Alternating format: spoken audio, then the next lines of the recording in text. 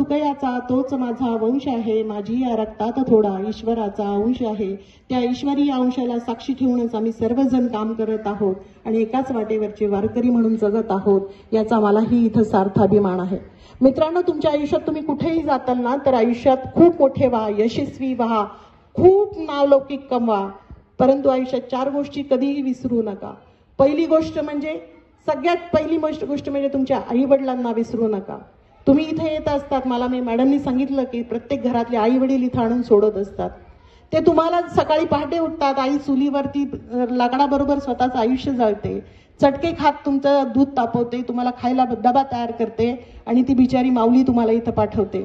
वडील शेताला जायचं असतं, दिवसभर राबायचं असतं, पण तुमचं भविष्य घडवण्यासाठी इथपर्यंत धावत पळत येत असतात.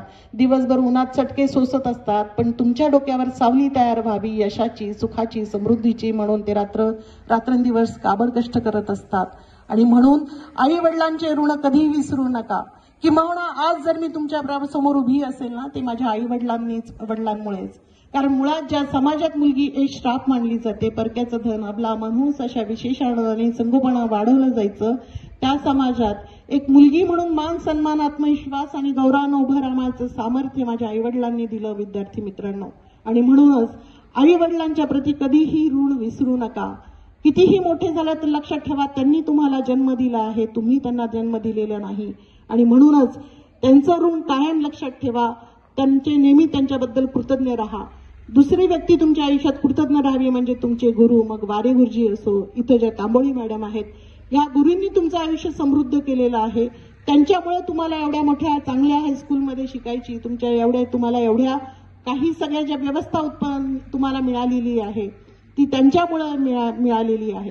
त्वमेव माताचे पिता त्वमेव, त्वमेव बंधू सखा त्वमेव, तमेव सर्वम ममदेव देवम. साक्षात ईश्वराच्याही ठिकाणी मांडणारी गुरुची आपली संस्कृती. आणि म्हणून गुरुचे ऋण कधीही आयुष्यात विसरू नका. आयुष्यात कुठेही राहा, परंतु गुरुला कधीच विसरू नका.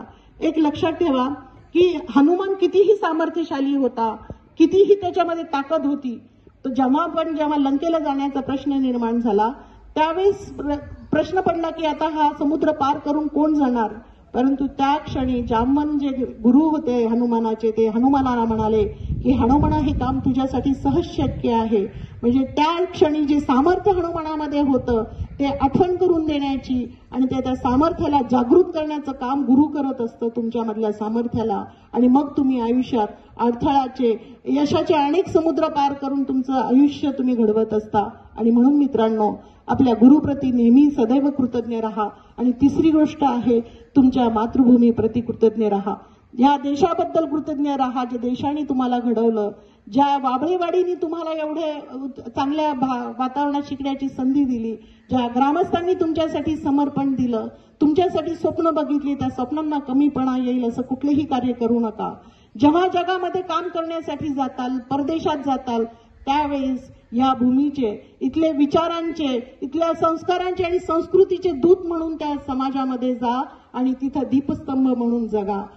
कुठेही तुम्ही असताल तर इथल्या प्रत्येक व्यक्तीला अभिमान असला पाहिजे की हा विद्यार्थी आमचा वाबळेवाडीतला आहे, किंवा जिथं काही चांगलं आणि सकारात्मक होत आहे तो व्यक्ती हा वाबळेवाडीतलाच असला पाहिजे, हा खात्री ह्या संपूर्ण समाजाला झाली पाहिजे. एवढं चांगलं तुम्ही तुमचं